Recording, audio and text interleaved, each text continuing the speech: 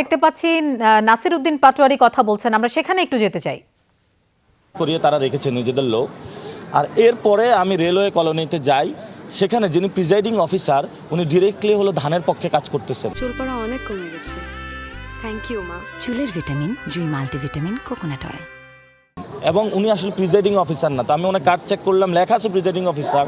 উনি আসলে দলীয়ভাবে নিয়োগ দেওয়া, উনি বাংলাদেশ ব্যাংকের উপপরিদর্শক এবং ওনার নাম হলো মোহাম্মদ রাসেল। এবং সেখানে আমি অনেককে দেখলাম যারা ভোট দিয়েছে হাতের চিহ্ন আছে, তারা কেন্দ্র থেকে বের হচ্ছে না। এবং আপনারা জানেন যে তাদেরকে আলাদা স্লিপ ধরিয়ে দেওয়া হচ্ছে। এবং আমি যখন ভিতরে গিয়েছি, এই পরিস্থিতি যখন সাংবাদিকরা আমার কাছে বর্ণনা করলো, বাহিরে তারা উত্তেজনা শুরু করলো। যখন তাদের এই থলের বিড়াল আমরা বের করা শুরু করলাম, বাহির হওয়া মাত্রই তারা আমাকে স্লেজিং করা শুরু করলো। একটু পরে সেনাবাহিনীর সামনে আমার মাথায় আঘাত করা হয়েছে এবং আমাদের 3 জনকে তারা ডিরেক্ট কিল ঘুষি সব কিছু দিয়েছে। পরে সেনাবাহিনী এসেছে, আমি সেনাবাহিনীকে জিজ্ঞেস করলাম যে আপনাদের সামনে কিভাবে হলো আমাকে আঘাত করা একজন প্রার্থীকে।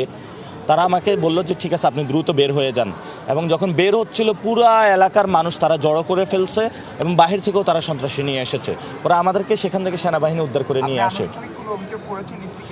আমি আনুষ্ঠানিক করিনি, আমি মেজরকে বলেছি, তারা বলেছে অভিযোগটা আমরা নিয়েছি, আমরা ইসিকেও আনুষ্ঠানিকভাবে করব।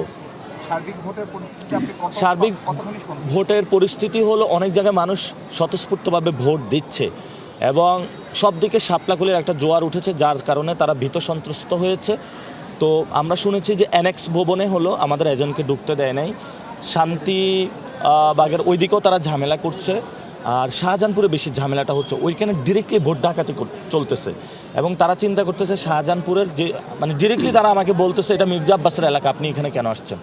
তা আমি তো ভোট যেহেতু করতে, আমি তো সব জায়গায় যেতে পারবো। তারা বলছে সেটা মির্জা আব্বাসের নাকি এলাকা। তো আমরা বলেছিলাম যে আমরা যদি কেউ আমাদের আঘাত করে আমরা প্রশাসনের কাছে বলবো, ইসিকে কমপ্লেন করবে। ইসি তো কোনো উদ্যোগ নিচ্ছে না।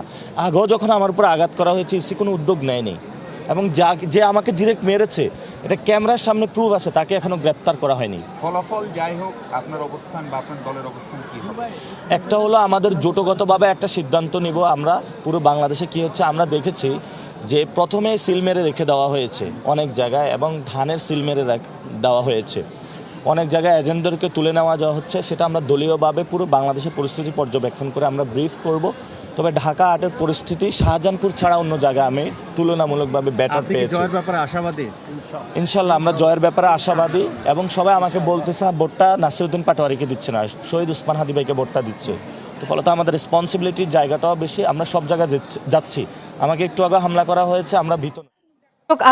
আমরা কথা শুনছিলাম ঢাকা 8 আসনের এনসিপি প্রার্থী নাসির উদ্দিন পাটোয়ারি বেশ কিছু অভিযোগের কথা সংবাদকর্মীদের জানাচ্ছিলেন। তিনি নির্বাচন কমিশনে যাবেন সেটিও তিনি বলছিলেন।